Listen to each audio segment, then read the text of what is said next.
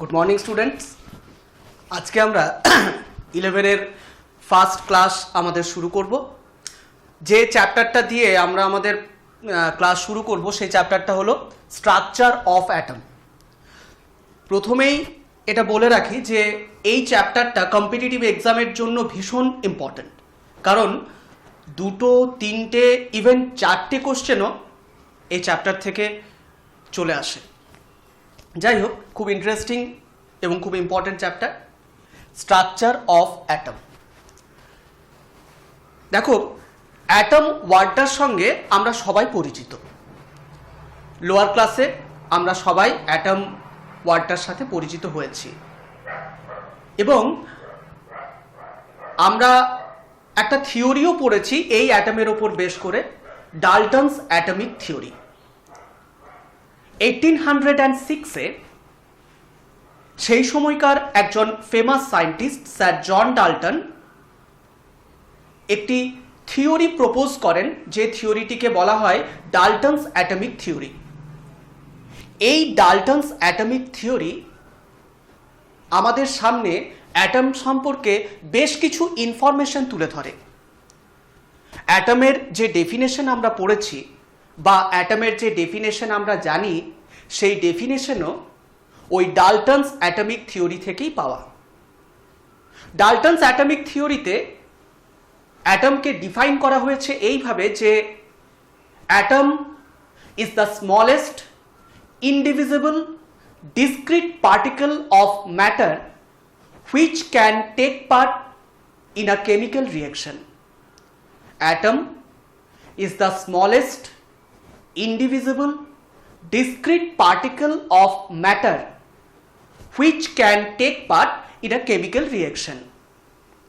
ম্যাটারের মধ্যে থাকা সব থেকে ছোট্ট পার্টিকেল, যাকে ফার্দার ব্রেক করা যায় না এবং যে কেমিক্যাল রিয়াকশনে পার্টিসিপেট করে, তাদেরকেই আমরা অ্যাটম বলে থাকি। আসলে এই অ্যাটম নামটার পেছনেও একটা লজিক আছে। আসলে অ্যাটম ওয়ার্ডটা হলো একটা গ্রিক ওয়ার্ড এবং গ্রিক ভাষায় অ্যাটম শব্দটার অর্থ হলো that can not be broken, unbreakable. যে সময় ডাল্টন তার অ্যাটমিক থিওরি প্রপোজ করছেন, সেই সময় অ্যাটম সম্পর্কে তার এই কনসেপ্টটাই ছিল যে ম্যাটারের মধ্যে থাকা সব থেকে ছোট্ট পার্টিকেল, স্মলেস্ট পার্টিকেল হলো অ্যাটম। একে ফার্দার ব্রেক করা সম্ভব নয়।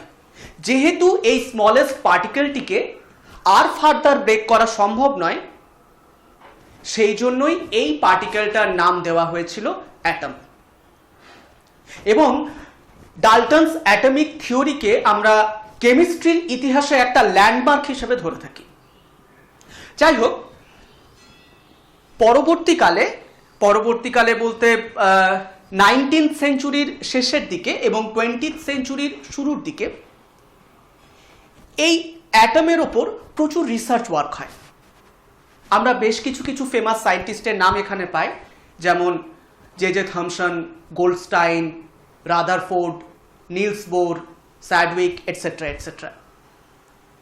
তো এই সমস্ত ফেমাস সায়েন্টিস্টরা তারা তাদের রিসার্চ ওয়ার্কের মাধ্যমে আমাদের সামনে একটি খুব ইম্পর্টেন্ট কনক্লুশন তুলে ধরেন। তাদের রিসার্চ ওয়ার্কের মাধ্যমে আমরা প্রথম যে ইম্পর্টেন্ট কনক্লুশনটা পাই, সেটা হলো যে ডাল্টন অ্যাটমিক থিওরিতে যে বলা হয়েছিল atom is indivisible particle and smallest particle, এই কথাটা সম্পূর্ণ সঠিক নয়। অ্যাটমকে ব্রেক করা সম্ভব এবং অ্যাটমকে ব্রেক করে অ্যাটমের ভেতর থেকেও আরও পার্টিকেল বেরিয়ে আসবে। অ্যাটমকে যখন ব্রেক করা হবে, অ্যাটমের ভেতর থেকেও আরও ছোট পার্টিকেল বেরিয়ে আসবে। খুব স্বাভাবিকভাবে অ্যাটমের ভেতর থেকে যে পার্টিকেলগুলো বেরিয়ে আসছে, সেই পার্টিকেলগুলো অ্যাটমের থেকেও ছোট হবে। তার মানে অ্যাটম স্মলেস্ট পার্টিকেল নয়। আবার অ্যাটমকে যেহেতু ভেঙে ওই সমস্ত ছোট্ট পার্টিকেলসগুলো বের করা যাচ্ছে, তাই আমরা এটাও বলবো যে অ্যাটম ইনডিভিজিবল। ডাল্টনের এই কথাটাও ঠিক নয়। যাই হোক, এইভাবে বিভিন্ন সায়েন্টিস্টদের প্রচুর রিসার্চ ওয়ার্ক আমাদের সামনে প্রথম এই কনক্লুশনটা তুলে ধরলো যে ডাল্টনের বক্তব্য সম্পূর্ণ সঠিক ছিল না। অ্যাটম কখনোই স্মলেস্ট পার্টিকেল নয়, অ্যাটমকে ব্রেক করা যায় এবং অ্যাটমকে ব্রেক করলে অ্যাটমের ভেতর থেকে আরও ছোট পার্টিকেল বেরিয়ে আসবে। অ্যাটমের ভেতরে এই যে পার্টিকেলসগুলো রয়েছে, এই পার্টিকেলসগুলোকে আমরা বলবো সাব অ্যাটমিক পার্টিকেলস। সায়েন্টিস্টরা প্রায় 35 সাব অ্যাটমিক পার্টিকেলসের সন্ধান পেয়েছেন। তার মধ্যে কিছু সাব অ্যাটমিক পার্টিকেলস স্টেবল, ম্যাক্সিমামটাই আনস্টেবল এবং কিছু কম্পোজাইট পার্টিকেলও রয়েছে। এখানে তার লিস্টটা দেওয়া আছে। স্টেবল পার্টিকেল হিসেবে আমরা যে পার্টিকেলগুলোর কথা জানি, আমরা সবাই জানি এটা ইলেকট্রন, প্রোটন, নিউট্রন। অ্যাটমের ভেতরে থাকা অর্থাৎ সাব অ্যাটমিক পার্টিকেল যারা কিনা স্টেবল তারা হলো ইলেকট্রন, প্রোটন এবং নিউট্রন। আনস্টেবল পার্টিকেল হিসেবে রয়েছে positron, meson, neutrino, anti neutrino. Composite particle dineutron, alpha particle. আমাদের এই চ্যাপ্টারে আমরা অ্যাটমের মধ্যে থাকা এই তিনটে স্টেবল পার্টিকেল অর্থাৎ ইলেকট্রন, প্রোটন এবং নিউট্রন, এই পার্টিকেলগুলো নিয়েই আমরা ডিসকাস করব। আর আরেকটা জিনিস আমাদের মনে রাখতে হয় যে এই স্টেবল সাব অ্যাটমিক পার্টিকেলসগুলোকে অর্থাৎ ইলেকট্রন, প্রোটন এবং নিউট্রনকে আমরা ফান্ডামেন্টাল পার্টিকেলস অফ অ্যাটম বলে থাকি। যাই হোক, তাহলে আমরা এইটুকু বুঝতে পারলাম এতক্ষণের আলোচনায় যে অ্যাটম কখনোই স্মলেস্ট ইনডিভিজিবল পার্টিকেল নয়।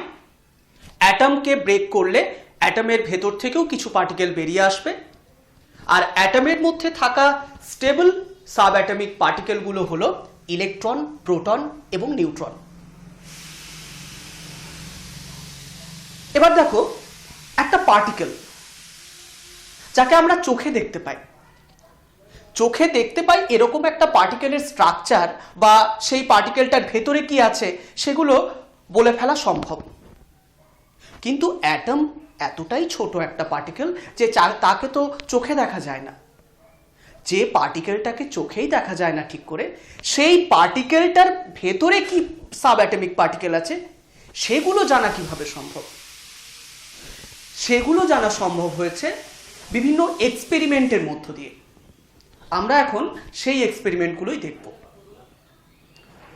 প্রথমেই আমরা যে এক্সপেরিমেন্টটি দেখব, 1878-এ উইলিয়াম ক্রুক একটি এক্সপেরিমেন্ট করেছিলেন এবং এই এক্সপেরিমেন্টের সূত্র ধরেই সর্বপ্রথম ইলেকট্রনের এক্সিস্টেন্স প্রুভ হয়েছিল। আমরা এখন উইলিয়াম ক্রুকসের সেই এক্সপেরিমেন্টটি দেখব, যে এক্সপেরিমেন্টটির সূত্র ধরে আমরা প্রথমবারের মতো এটা বুঝতে পেরেছিলাম যে অ্যাটম কখনোই ইনডিভিজিবল নয়, অ্যাটমের ভেতরেও পার্টিকেল রয়েছে যাদের আমরা সাব অ্যাটমিক পার্টিকেল বলবো। এবং উইলিয়াম ক্রুকসের এই এক্সপেরিমেন্টের মাধ্যমে আমরা অ্যাটমের ভেতরে থাকা ইলেকট্রনের এক্সিস্টেন্স জানতে পেরেছিলাম। তাহলে এবার আমরা যেটা দেখব সেটা হচ্ছে উইলিয়াম ক্রুকসের ওই এক্সপেরিমেন্টটি। তো উইলিয়াম ক্রুকস 1878-এ একটি পার্টিকুলার টপিক স্টাডি করছিলেন। তিনি যে টপিকটা স্টাডি করছিলেন সেটা ছিল conduction of electricity through gases, অর্থাৎ গ্যাসের মধ্যে দিয়ে ইলেকট্রিসিটি কিভাবে কন্ডাক্ট করে এই বিষয়টি তিনি স্টাডি করছিলেন। তার এই রিসার্চ ওয়ার্কে তিনি যে এক্সপেরিমেন্টাল সেটআপটা নিয়েছিলেন সেটা এখানে দেখানো হয়েছে। উইলিয়াম ক্রুকসের এই এক্সপেরিমেন্টটিতে ছিল একটি গ্যাস ডিসচার্জ টিউব। এটি একটি গ্যাস ডিসচার্জ টিউব।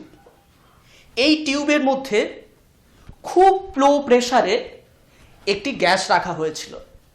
এই ডিসচার্জ টিউবটির ভেতরে একটি গ্যাস রাখা আছে এবং এখানে ভীষণ কম গ্যাস রাখা আছে, অর্থাৎ এখানে থাকা গ্যাসের প্রেসার ভীষণ কম, 0.01 mmHg।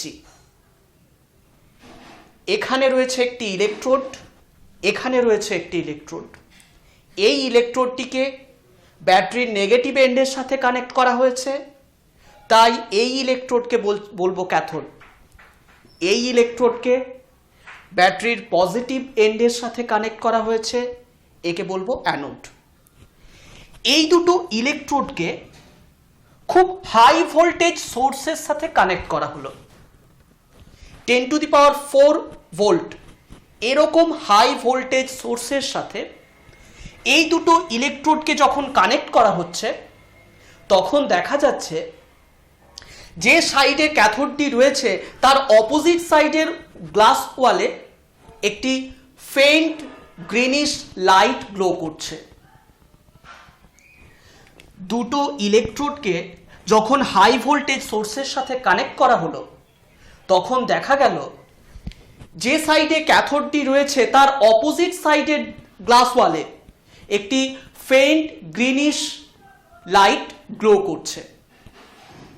একটি বিবর্ণ সবুজ আলো এখানে গ্লো করতে দেখা যায়। এই ফেইন্ট গ্রিনিশ লাইটের এখানে গ্লো করা, একে বলা হয় ফ্লুরেসেন্স।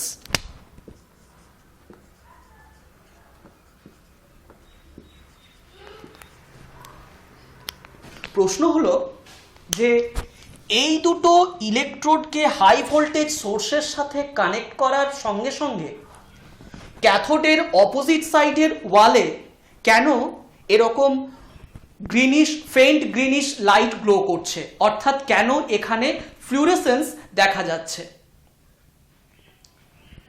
ফার্দার ইনভেস্টিগেশন করতে গিয়ে উইলিয়াম ক্রুক এটা দেখলেন, এটা রিয়েলাইজ করলেন যে এই ক্যাথোড সারফেস থেকে এক ধরনের রে বেরিয়ে আসে। এই রেটা ইনভিজিবল রে, এবং এই ইনভিজিবল রে যে ক্যাথোড সারফেস থেকে বেরিয়ে আসছে সে খুব ট্রিমেন্ডাস স্পিডে স্ট্রেট লাইনে মুভ করে এবং এই গ্লাস ওয়ালে গিয়ে স্ট্রাইক করে, ধাক্কা দেয়। ক্যাথোড সারফেস থেকে একটি রে এমিটেড হচ্ছে, এই রেটি ইনভিজিবল রে, এবং এই ইনভিজিবল রেটি ট্রিমেন্ডাস স্পিডে স্ট্রেট লাইনে মুভ করে ট্রাভেল করে অপোজিট সাইডের ওয়ালে যখন স্ট্রাইক করে তখনই এখানে ফ্লুরেসেন্স দেখা যায়। এই ইনভিজিবল রে যে ক্যাথোড সারফেস থেকে এমিটেড হচ্ছে, এই ইনভিজিবল রেকে আমরা ক্যাথোড রে বলে থাকি।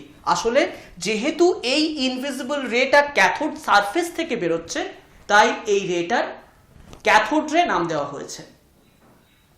তাহলে এই সারফেস থেকে, ক্যাথোড সারফেস থেকে এক ধরনের ইনভিজিবল রে অর্থাৎ ক্যাথোড রে বেরিয়ে এসে ট্রিমেন্ডাস স্পিডে স্ট্রেট লাইনে ট্রাভেল করে অপোজিট সাইডের ওয়ালে পড়ছে, স্ট্রাইক করছে, এবং তার ফলে এখানে একটি ফেইন্ট গ্রিনিশ লাইট গ্লো করতে দেখা যাচ্ছে। এখানে এই ফেইন্ট গ্রিনিশ লাইট গ্লো করার ঘটনাটিকে বলা হয় ফ্লুরেসেন্স।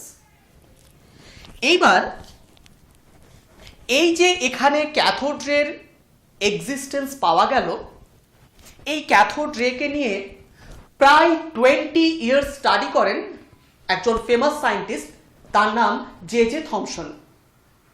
জে থমসন এই এক্সপেরিমেন্টটি বারবার করেন। বারবার এক্সপেরিমেন্ট করতে গিয়ে তিনি ইলেকট্রোডগুলিকে বারবার চেঞ্জ করেছেন। এই ডিসচার্জ টিউবের ভেতরে যে গ্যাসটা রাখা হয়েছে সেই গ্যাসটাকে বারবার চেঞ্জ করেছেন। এইভাবে তিনি বারবার এই এক্সপেরিমেন্টটি করেছেন এবং এই এক্সপেরিমেন্টে যে ক্যাথোড রে বেরিয়ে আসে সেই ক্যাথোড রেকে তিনি স্টাডি করেছেন।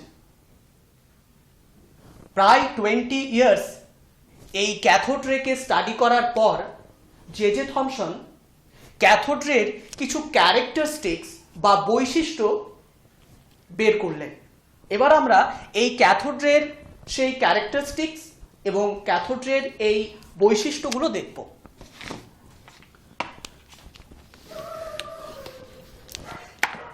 এই ক্যাথোড রে ক্যাথোড সারফেসের সাথে দেখো পারপেন্ডিকুলার ভাবে এমিটেড হচ্ছে।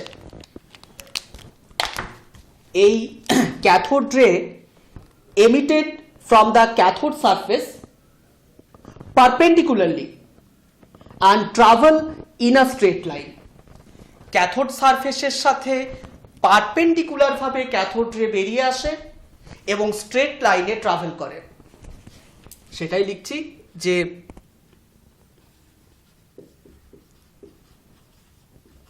cathode rays are emitted perpendicularly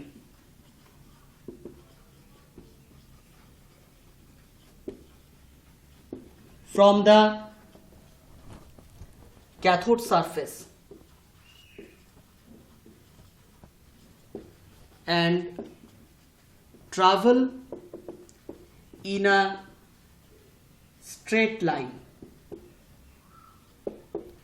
Cathode rays are emitted perpendicularly from the cathode surface and travel in a straight line. J Thomson এটা দেখেছিলেন যে এই ক্যাথোড রেটা যখন ট্রাভেল করছে তখন এখানে যদি আমরা একটা খুব লাইট প্যাডেল হুইল অর্থাৎ একটি ছোট্ট এরকম ব্লেড যুক্ত যদি একটা চাকা রেখে দেওয়া হয় তাহলে দেখা যায় যে এই রেটা এই লাইট প্যাডেল হুইলে পড়ার সাথে সাথে এই হুইলটা ঘুরতে শুরু করে দিয়েছে। এই ক্যাথোড রে যে স্ট্রেট লাইনে ট্রাভেল করছে সেখানে যদি আমরা একটা ছোট্ট লাইট প্যাডেল হুইল রাখি তাহলে দেখা যায় যে এই লাইট প্যাডেল হুইলটা ঘুরতে শুরু করে দিয়েছে। এখান থেকে জে থমসন এই সিদ্ধান্ত নেন যে নিশ্চয়ই এই রে এর মধ্যে কিছু পার্টিকেল আছে, অর্থাৎ এই রে কিছু মাসিভ পার্টিকেল কন্টেইন করছে। ওই মাসিভ পার্টিকেলটা বা একটা পার্টিকেল যার মাস আছে এরকম একটা পার্টিকেল নিশ্চয়ই এই রে এর মধ্যে রয়েছে, তবেই না রেটা এই ব্লেডটাকে ধাক্কা দেওয়ার সাথে সাথে ব্লেডটা ঘুরতে শুরু করবে। এটা খুব স্বাভাবিক যে রেটা এদিক থেকে এদিকে যাচ্ছে সেই রেটার মধ্যে যদি কিছু পার্টিকেল থাকে, পার্টিকেল মানে তার অবশ্যই মাস থাকবে, সেই পার্টিকেল যখন এই ব্লেডটাকে স্ট্রাইক করবে, ধাক্কা দেবে, তখনই এটা ঘুরতে শুরু করবে। তাই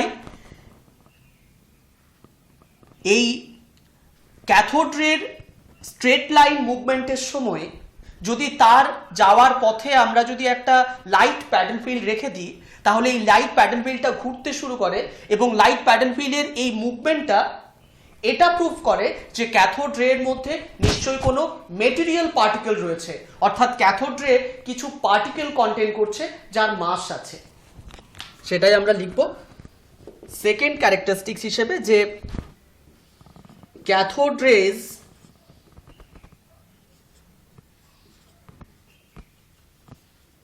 are composed of material particle.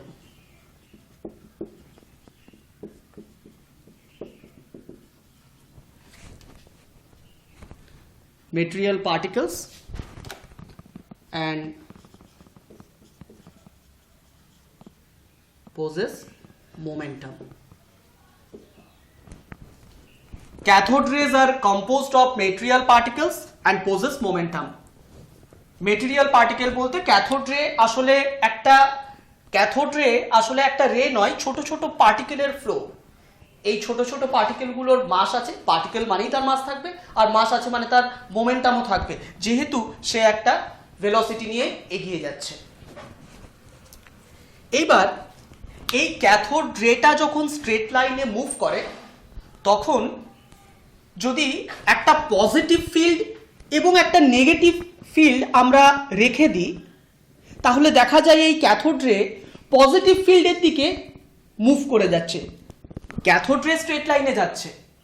আমরা এর যাওয়ার যে পাথ ধরেও ট্রাভেল করছে, আমরা যদি এখানে একটা পজিটিভ ফিল্ড এবং এখানে যদি একটা নেগেটিভ ফিল্ড রেখে দিই তাহলে সেই পজিটিভ ইলেকট্রিক ফিল্ড বা নেগেটিভ ইলেকট্রিক ফিল্ড রাখা হলে এই ক্যাথোড রে পজিটিভ ফিল্ডের দিকে মুভ করে যায়। এবং এখান থেকে বোঝা যায় যে এই ক্যাথোড রের মধ্যে যে পার্টিকেলগুলো রয়েছে সেই পার্টিকেলগুলো আসলে নেগেটিভলি চার্জড পার্টিকেল, কারণ এটা খুব স্বাভাবিক যে নেগেটিভলি চার্জড পার্টিকেলই পজিটিভ ইলেকট্রিক ফিল্ডের দিকে অ্যাট্রাক্টেড হবে। তাহলে জে থমসন এটাও দেখলেন যে এই ক্যাথোড রের মধ্যে যে পার্টিকেলগুলো রয়েছে সেই পার্টিকেলগুলো negatively charge particle.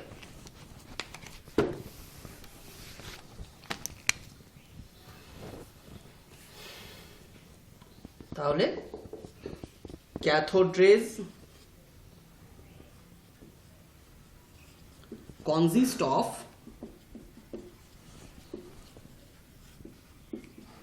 negatively charged particle. Cathode rays consist of negatively charged particle. Mainly আমাদের এই ক্যারেক্টারিস্টিক্স গুলো মনে রাখতেই হবে। আরো কিছু ক্যারেক্টারিস্টিক্স রয়েছে, যেমন ক্যাথোড রেকে যদি কোনো মেটাল ফয়েলের মধ্যে ফেলা হয় তাহলে হিট প্রডিউস হয়, অর্থাৎ হিটিং এফেক্ট ক্যাথোড রে রয়েছে। ক্যাথোড রে যদি কোনো হেভি মেটাল যেমন টাংস্টেন বা মলিবডেনাম এই ধরনের হেভি মেটালের উপর ক্যাথোড রে যখন পড়বে তখন ওই হেভি মেটাল থেকে এক্স রে বেরিয়ে আসবে, অর্থাৎ ক্যাথোড রে যখন কোনো হেভি মেটালের উপর পড়ে তখন এক্স রে প্রডিউস হয়। এই ক্যারেক্টারিস্টিক্স গুলো আমরা মনে রাখতে পারি। তাছাড়া হ্যাঁ, আরেকটা জিনিস রয়েছে যে ক্যাথোড রে যখন কোনো গ্যাসের মধ্যে দিয়ে ট্রাভেল করে, জে থমসন এটাও দেখেছেন যে ক্যাথোড রে যখন কোনো গ্যাসের মধ্যে দিয়ে ট্রাভেল করে তখন সে ওই গ্যাসকে আয়োনাইজ করতে পারে। এটাও ক্যাথোড রের একটা ক্যারেক্টারিস্টিক্স। এবার তো ওভার 20 ইয়ার্স ক্যাথোড রে নিয়ে এক্সপেরিমেন্ট করার পর জে থমসন ক্যাথোড রের কিছু ক্যারেক্টারিস্টিক্স বের করলেন এবং আমরা সেই ক্যারেক্টারিস্টিক্স গুলো দেখলাম। প্রথমেই বলা হয়েছিল যে তাহলে এখান থেকে একটা জিনিস দেখা গেল কি, যে এই ক্যাথোড রের মধ্যে এক ধরনের নেগেটিভ চার্জ পার্টিকেল রয়েছে। এই ক্যাথোড রের মধ্যে এক ধরনের পার্টিকেল রয়েছে, সেই পার্টিকেলগুলো নেগেটিভলি চার্জড। জে থমসন এই নেগেটিভ চার্জ পার্টিকেলগুলোর নাম দিয়েছিলেন নেগাট্রন। জে থমসন এই নেগেটিভ চার্জ পার্টিকেলগুলোর নাম দিয়েছিলেন নেগাট্রন। পরবর্তীকালে জে স্টোনি এই নামটি চেঞ্জ করে ওই নেগেটিভ চার্জ পার্টিকেলের নতুন নামকরণ করেন। তিনি ওই পার্টিকেলটির নামকরণ করেন ইলেকট্রন। আমরা এই নেগেটিভ চার্জ পার্টিকেলগুলোকে ইলেকট্রন নামেই দেখব। প্রথমেই বলা হয়েছিল যে জে থমসন যখন এই ক্যাথোড রের উপর রিসার্চ করছিলেন, ক্যাথোড রে স্টাডি করছিলেন, সেই সময় তিনি এই এক্সপেরিমেন্টটা বারবার করেন। বারবার এক্সপেরিমেন্ট করার সময় তিনি এই ডিসচার্জ টিউবের মধ্যে থাকা গ্যাসটাকে বারবার চেঞ্জ করেন। আবার এখানে ইউজ করা ইলেকট্রোডগুলোকেও বারবার চেঞ্জ করে এক্সপেরিমেন্টটা করেছিলেন। তো থমসন এটা লক্ষ্য করেছিলেন যে এখানে যে গ্যাসই রাখা হোক না কেন বা এখানে ইলেকট্রোড হিসেবে যে ইলেকট্রোডই রাখা হোক না কেন, ক্যাথোড রের মধ্যে যে নেগেটিভলি চার্জড পার্টিকেলগুলি রয়েছে অর্থাৎ ইলেকট্রন, সেই পার্টিকেলগুলোর চার্জ এবং মাস তাদের রেশিও সবসময় ফিক্সড। জে থমসন এই এক্সপেরিমেন্টটা বারবার করছেন। বারবার এক্সপেরিমেন্টটা করতে গিয়ে এখানে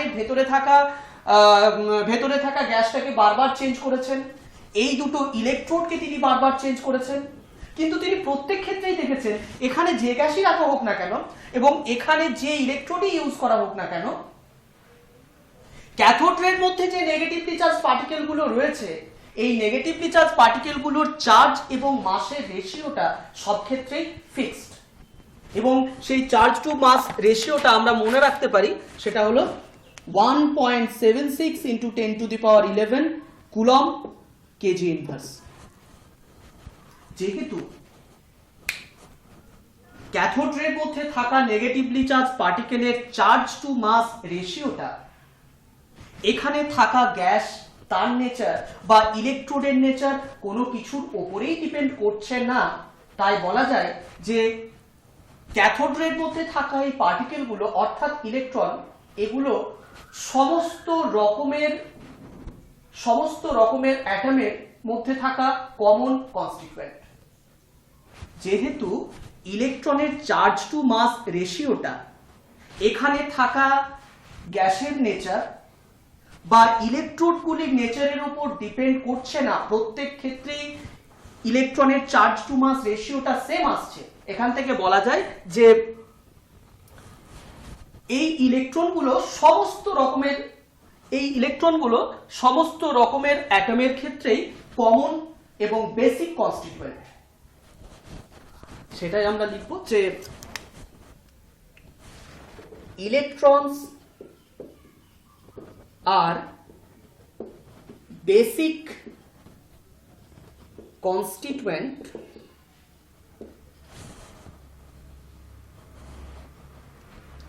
of all atom. The electrons are basic constituents of all atoms.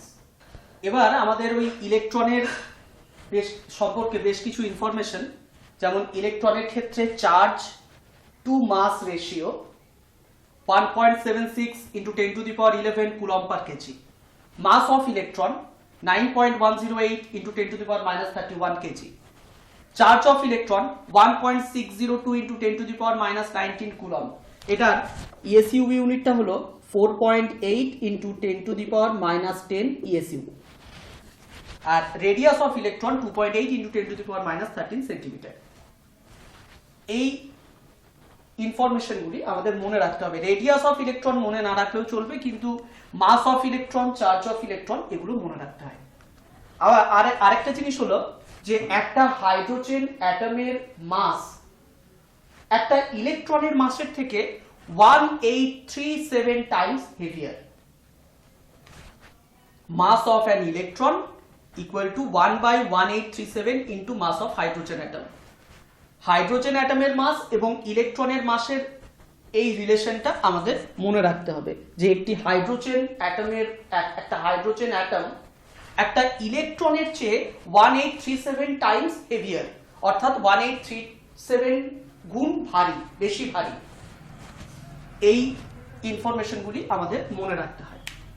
এবার একটা খুব ইম্পর্টেন্ট জিনিস, সেটা হলো যে যখন এই অ্যানোড এবং ক্যাথোডকে হাই ভোল্টেজ সোর্সের সাথে কানেক্ট করা হয়, আমরা দেখেছি এখানে একটা ফেইন্ট গ্রিনিশ লাইট গ্লো করে, একে ফ্লুরোসেন্স বলে। এই ফ্লুরোসেন্স ঘটার কারণ হলো এটাই যে এই দুটো ইলেকট্রোডকে হাই ভোল্টেজ সোর্সের সাথে কানেক্ট করার সাথে সাথে এখান থেকে এক ধরনের ইনভিজিবল রে বেরিয়ে আসতে থাকে।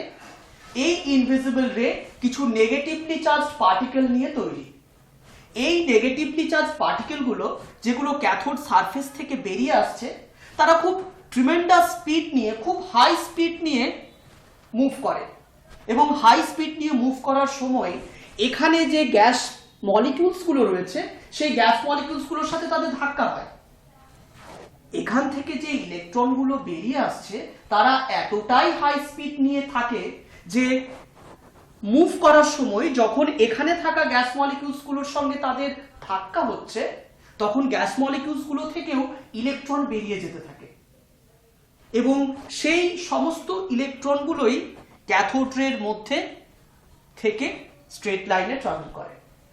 এই ক্যাথোড এবং অ্যানোডকে যত বেশি হাই ভোল্টেজ সোর্সের সাথে আমরা কানেক্ট করব, এখান থেকে বেরিয়ে আসা ইলেকট্রনের স্পিড তত বেশি হবে। ইলেকট্রন এখানে থাকা গ্যাস মলিকিউলসগুলোকে তত জোরে ধাক্কা দেবে, ফলে এখানে থাকা গ্যাস মলিকিউলসগুলো তত বেশি করে আয়োনাইজ হবে এবং তত বেশি ইলেকট্রন বেরিয়ে আসবে ওই আয়োনাইজ হতে থাকা গ্যাস মলিকিউলসগুলো থেকে, ফলে ক্যাথোড রের ইন্টেন্সিটি তত বেশি হবে। এই ব্যাপারটি এবার আমরা লিখে নেব। Origin of cathode rays in discharge tube. On applying high voltage, electrons are first emitted from the surface of the cathode, which travel in straight line with the high speed. During their passage through the gas inside the tube, more electrons are ejected due to the bombardment of the gas molecules by the high speed electrons. On increasing the voltage of the discharge tube, the speed of the electrons increases and also the electron density in the cathode ray increases. তো এই হচ্ছে যে কেন কিভাবে discharge টিউবের electrode দুটিকে high voltage সোর্সের সাথে কানেক্ট করলে কেন আমরা ফ্লুরোসেন্সটা পাই, বা কেন ইলেকট্রোড দুটোকে হাই ভোল্টেজ সোর্সের সাথে কানেক্ট করলে ক্যাথোড সারফেস থেকে ক্যাথোড রে বেরিয়ে আসে, তার কারণ হচ্ছে এটা। এই হচ্ছে মোটামুটি ক্যাথোড রে এক্সপেরিমেন্ট। তো এই যে আজকের এই যে ডিসকাশন, সেখান থেকে আমরা দেখতে পেলাম যে একটা অ্যাটমের মধ্যে থাকা নেগেটিভলি চার্জড পার্টিকেল অর্থাৎ ইলেকট্রনের এক্সিস্টেন্স কিভাবে আমাদের সামনে এলো। এরপরে আমরা দেখব যে একটা অ্যাটম ইলেকট্রিক্যালি নিউট্রাল, একটা অ্যাটমের কোনো চার্জ নেই, কিন্তু এই সমস্ত এক্সপেরিমেন্ট থেকে এটা প্রুভ হয়েছে যে অ্যাটমের ভেতরে নেগেটিভলি চার্জড পার্টিকেল থাকে, তাই তো? খুব স্বাভাবিক, একটা ক্যাথোড সারফেস সেখান থেকে কিছু নেগেটিভ চার্জ পার্টিকেল বেরিয়ে আসছে। এখন ক্যাথোড সারফেসটা তো একটা মেটাল, ও তো কিছু অ্যাটম নিয়ে তৈরি। ক্যাথোড সারফেস থেকে নেগেটিভ চার্জ ইলেকট্রন বেরিয়ে আসার মানে ক্যাথোড সারফেসে যে অ্যাটমগুলি রয়েছে সেই অ্যাটমগুলির মধ্যে থেকে ওই নেগেটিভ চার্জ পার্টিকেলটা বেরিয়ে আসছে। তার মানে অ্যাটমটাকে ভাঙলে নিশ্চয়ই ওই নেগেটিভ চার্জ পার্টিকেলগুলো পাওয়া যাবে, অর্থাৎ অ্যাটমের ভেতরে ওই নেগেটিভ চার্জ পার্টিকেলগুলি থাকে। এটা প্রুভ হয়েছে এই এক্সপেরিমেন্টের ফলে। আবার আমরা এটাও জানি যে atom as a whole electrically neutral.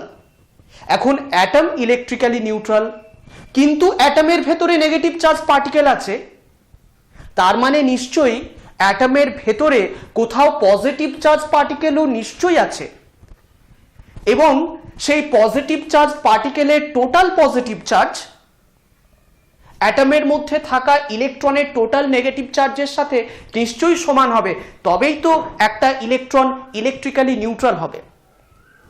তাহলে দেখতে পাচ্ছি কি যে অ্যাটমের ভেতরে ইলেকট্রন আছে, অ্যাটমের ভেতরে নেগেটিভলি চার্জড ইলেকট্রন আছে, এই জিনিসটা আমাদের এটাও ধরিয়ে দেয় যে নিশ্চয়ই অ্যাটমের ভেতরে যেহেতু নেগেটিভ চার্জ পার্টিকেল আছে, তার মানে নিশ্চয়ই অ্যাটমের ভেতরে পজিটিভ চার্জ পার্টিকেলও থাকবে, যেহেতু অ্যাটমটা ইলেকট্রিক্যালি নিউট্রাল। আমরা এর পরের যে এক্সপেরিমেন্টটা দেখব, সেখানে আমরা দেখব যে অ্যাটমের মধ্যে থাকা এই পজিটিভ চার্জ পার্টিকেলের এক্সিস্টেন্স কিভাবে পাওয়া গেল এক্সপেরিমেন্টের মধ্য দিয়ে। তো আজকের এই ভিডিওটা এইটুকুই। যদি কারো কোনো ডাউট থাকে তোমরা কমেন্ট বক্সে অবশ্যই জানিও। Thank you.